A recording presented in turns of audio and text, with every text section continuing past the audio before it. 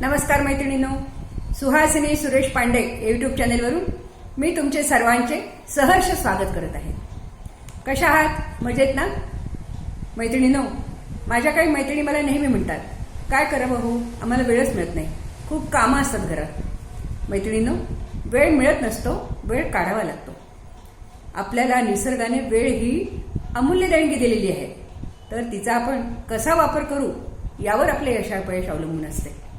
मैत्रिणींनो, याच विषयावर मी आज तुमच्याशी माझ्या मनातील विचार सांगणार आहे। आपण जर 5-6 दिवसापूर्वीची आपली दिनचर्या पाहिली तर आपल्या असं लक्षात येतं की बरेच तास आपले वाया गेलेले आहेत, आपण काहीही केलेलं नाही, हो की नाही? आला दिवस आणि गेला दिवस, आपल्याला वेळ मिळून सुद्धा आपण त्याचा उपयोग केला नाही। तरीही दुसऱ्या दिवशी सकाळपासून त्याच्यानंतरच्या सकाळपर्यंत म्हणजे जवळजवळ 24 तासांचं खणखणीत नाणं आपल्याला हातात येतं, वेळेचं नाणं, बरं का? असं हे दररोज होतं।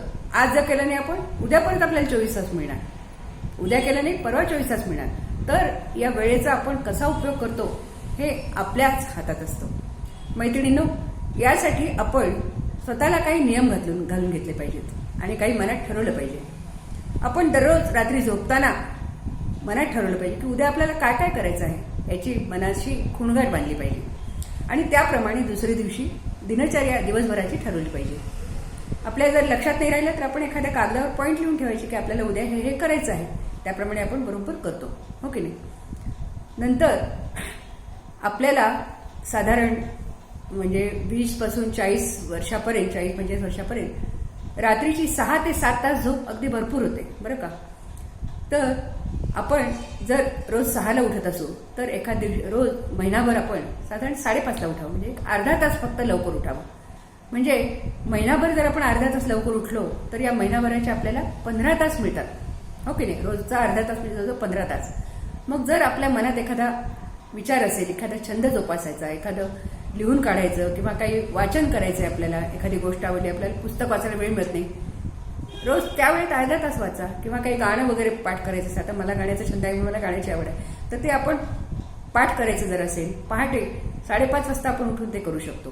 म्हणजे तो अर्धा तास आपण रोजचा त्या विषयाला देऊन ते 15 तास आपण त्यासाठी उपयोगात आणू शकतो। नंतर आपल्या रोजच्या ज्या जीवनात लागणाऱ्या वस्तू असतात, म्हणजे साधारण चष्मा, पेन, डायरी, नंतर नेल कटर, कात्री छोटी, या ज्या वस्तू असतात, किल्ल्या, घराच्या, स्कूटरच्या किल्ल्या, गाडीच्या किल्ल्या, या सगळ्या जागच्या जागेवर ठेवाव्या। म्हणजे आपल्याला काय होतं की त्या हुडकण्यामध्ये आपला वेळ जात नाही आणि आपला वेळ वाचतो, हो की नाही? त्याचप्रमाणे आपण आपल्याकडे आता साधारण 5-5 रुपयाला हल्ली पेन मिळतात, 2-4 पेन आणावेत आणि प्रत्येक ठिकाणी एक पेन ठेवा, एखाद्या टीव्ही समोर ठेवावा, एखादा फोन जवळ ठेवावा, किचनमध्ये पेन डायरी ठेवावी, आपल्या हाताशी येतील असे 2-4 ठिकाणी आपण असे पेन ठेवावे। म्हणजे आपल्याला जर एखादी आठवण आली तर आपण पटकन त्यावर लिहू शकतो, नाहीतर मग ते विसरून जातं आणि पेन हुडकण्यात वेळ जातो, आपला वेळ वाया जातो, हो की नाही? तर असा हा वेळ आपण मिनिटाचा वेळ आपण उपयोगात आणावा आणि त्याचा आपण उपयोग करावा। जर एखादा माणूस, स्त्री किंवा पुरुष वेळेवर जर काम करत असतील तर लोकांना त्याच्याबद्दल विश्वास वाटतो आणि लोक त्याच्यावर जबाबदारीची कामं सोपवतात आणि वेळेवर काम करण्यामुळे त्या माणसालाही त्याच्या कामामध्ये यश मिळतं, हो की नाही?